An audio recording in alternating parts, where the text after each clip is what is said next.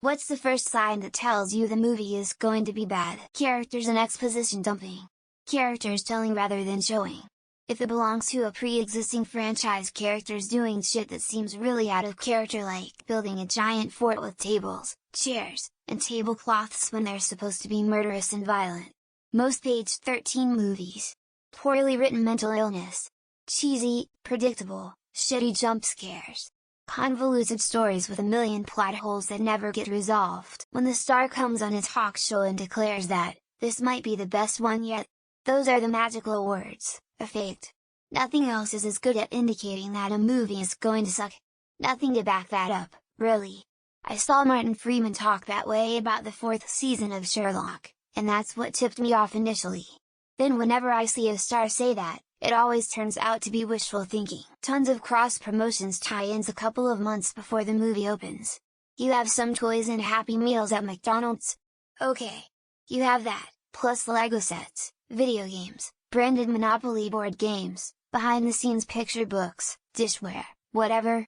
That tells me you know this movie is going to stink and you sold as much of the brand rights as you could in order to report a profit for the movie. The first trailer I remember seeing where I was like, that's for sure gonna suck, was the Kevin Spacey movie called 9 Lives. I think. I remember watching TV and I thought it was a fake skit trailer promoting cat food or something, and they got a guy like Kevin Spacey to promote it. Kinda like old Funny or Die skits or something, but then I saw the release date and my jaw dropped. When the first I hear about the movie is one side reporting on the other side being outraged by some aspect of the movie. If the only thing you have to say about your movie incels see about our strong female protagonist or SJWs see about our strong Christian values, your movie doesn't have any selling point other than having my ideology TM in it. As someone who will suffer through a bad movie, especially a bad horror movie, a major tell is when the opening score is alternative rock and poorly edited into the film.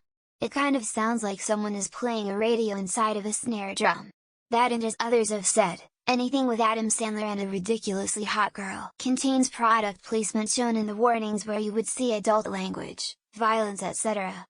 Saw this when I watched Haunted Mansion 2023 on Disney, and the movie certainly lived up to it. Almost a dozen of blatant brand name shout-outs annoyingly included in the dialogue.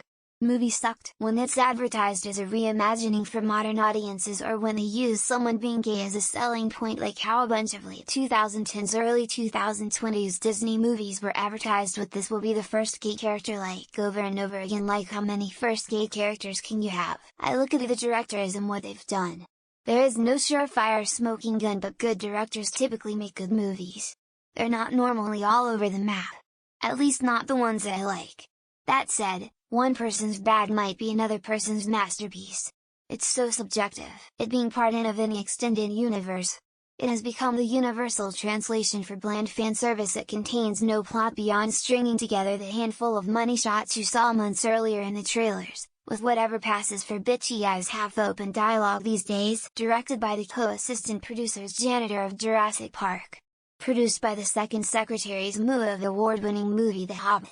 Starring the unforgettable 45th extra from the beloved movie and cult classic The Room. When they have characters spell out obvious concepts or recap things that are going on.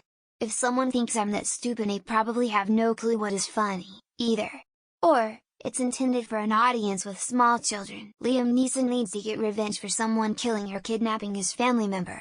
Tom Cruise isn't it. It's a remake of anything. Adam Sandler, David Spade, Kevin James, Rob Schneider, etc. are main characters. In the 6th installment of The One Made a Difference, 5 times about to make a difference, 1, more this, somehow. Scorcher 6 Global Meltdown. The first 15 minutes is usually enough to determine writing, directing and acting. And there have been so many not getting past those first 15 minutes. If it was a book, it would be within the first 2 chapters. N.S. Jason Statham vs. Big Shark. Jason Statham vs. Bigger Shark. Jason Statham driving big vroom vroom cars. Jason Statham and his husband buddies fighting people. Jason Statham vs. the Bees. Jason Statham. Bad humor. I've never seen a comedy completely change for the better, after the first few scenes fall flat. Obviously, humor is completely subjective, so I'm using the word bad to describe my own preferences. Nudity in the first 10 or so minutes. My BF and I like to watch B-horror movies. Some are gems, but none of the ones with nudity early on are good. Every time they're like hope, there it is, this is gonna suck lol. Unpopular opinion from a straight, cis male boobs in the opening credits. Don't get me wrong, I love boobs, but when they have to front load a movie so hard, you know it's a shit show from minute one. Before a movie is out, either in pre-production, or especially during production, multiple rewrites. I mean, bringing in someone to rewrite can be a bad sign, but more that once is a death knell. Critics did not receive an advanced screening in order to write a review. It means the studio is hoping to at least recover an opening weekend of ticket sales before word gets out, when they cram it full of big-name actors and actresses. That way, no matter how shit the movie is, you still bought a ticket because big names star and big names star in it. Not releasing it to all critics at the same time for review. If the only reviews are by hand-selected critics, it means they want artificially to build positive word of mouth. Damn near any movie that insists on you reading 15 minutes worth of text so you get enough of the backstory to care about what you're about to see. When the opening sequence is pretty much everything you saw in the trailer, which means nothing noteworthy or enjoyable is in the rest of the film. Rudimentary opening credits. If they didn't put any effort into making the credits artful, it too often translates into a lack of creative vision. When the bad guys in their turbans don't match the intended locale, not every turban is tight the same way, and please no clip-on turbans either. More so for shows than movies, but advertisements that insist the #1 rated new movie show you can pretty much guarantee it's tanking. Dialogue that sounds okay on paper, but sounds like trash when it comes out of a human mouth. And yes, to echo everyone else, excessive sequels. When Carrot Top is listed as the headliner, in showbiz terms we call this box office poison. I can tell within the first few minutes whether a movie is in the process of setting up a meaningful and emotional climax or going nowhere. They splash praise from critics in the trailer in huge letters, but the source is teeny tiny letters and no one you've ever heard of. Bad filming angles, scene transitions, and unconvincing actors.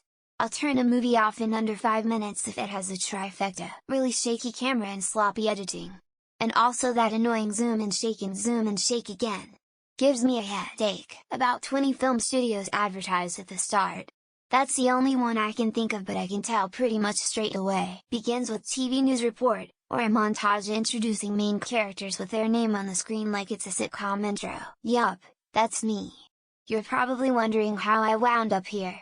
Well, let's go back a bit and I'll tell you all about it. Trailer has the entire plot of the movie in it. Hindsight version is all the funny parts of the movie were in the trailer. Rotten Tomatoes critics rate it high, but audience rates it low. Paid for reviews are exactly what you'd expect. Direct-to-video sequel to a popular film with only minor actors from the first 3 appearing, if anyone at all. When I'm bored after the first couple of minutes, the movie usually isn't going to get any better after that. Movies that take place in the past but immediately are filled with anachronisms in the opening montage. When its summary talks more about the actors, writers, and directors than about the movie itself. If there are multiple trailers for a comedy movie, but they use the same joke in all of them, it's written and directed by the same person.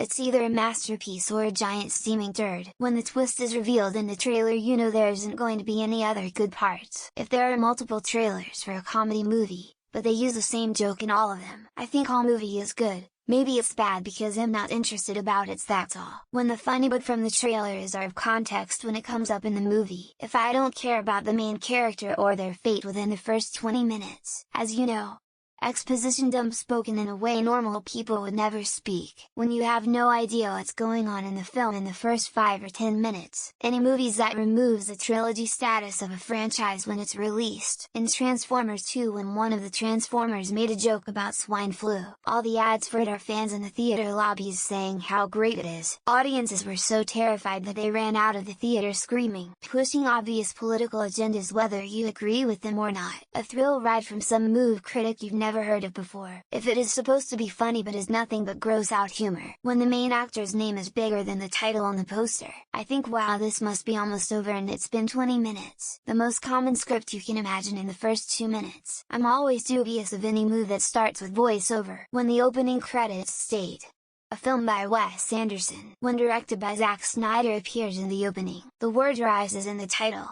With some exceptions. If it literally has way too many cuts in the beginning, it's part of a franchise that Disney bought and ruined. Outstanding reviews from people I have never heard of. Corny dialogue, bad acting, and a poorly set up plot if you are lost watching it in the first 5 minutes. Massive amount of advertising hype before the launch. The trailer shows the same funny moment over and over,